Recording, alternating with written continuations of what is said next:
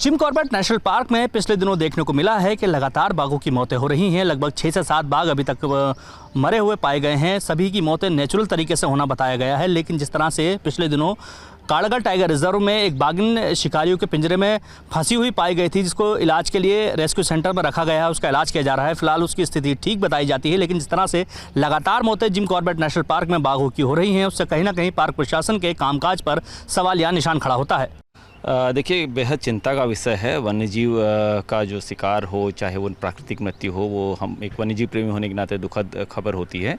पिछले कुछ समय में बाघों की जो घटना हुई है उसमें बेहद अफसोस जाहिर किया जाना चाहिए, क्योंकि बाघ हमारे बहुत सीमित बचे हैं और राष्ट्रीय पशु होने के नाते उनको विशेष दर्जा प्राप्त है।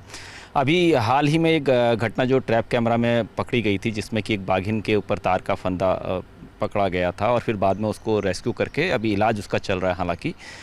लेकिन ये कहीं ना कहीं थोड़ा चिंता प्रकट करने वाली बात है, क्योंकि जो आसपास के इलाके हैं जहाँ ग्रामीण खेतों की रखवाली के लिए वो अपने कई दफ़े जो फंदे लगा देते हैं, उसमें वन्यजीव क्योंकि फसल का नुकसान करने आते हैं, तो उसके पीछे पीछे शिकार के पीछे शिकारी भी आता है।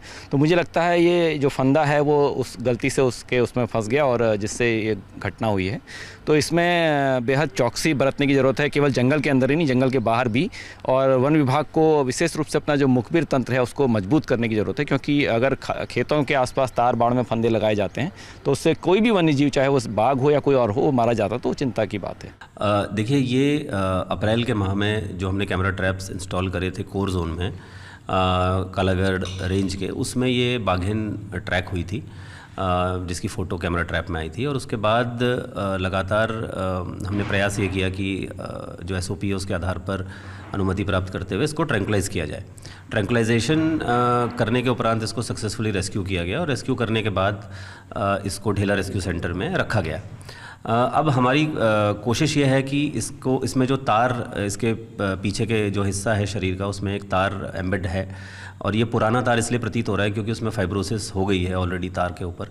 जो वेटनरी डॉक्टर्स हैं उनका हमने ओपिनियन लिया है और अभी एक पैनल वेटनरी डॉक्टर्स का बना है जो कि इस प्रकरण को पूरा देखेगा और उसमें उसके ऑपरेशन करके वो तार किस प्रकार से उसको निकाला जाए और किस तरीके से उस समस्या का समाधान किया जाए, इस पर फिर अग्रिम कार्रवाई की जाएगी।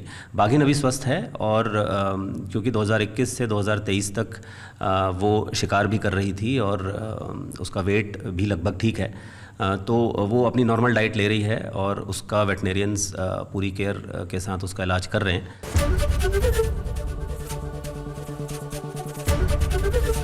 ABP गंगा, खबर आपकी, जुबान आपकी।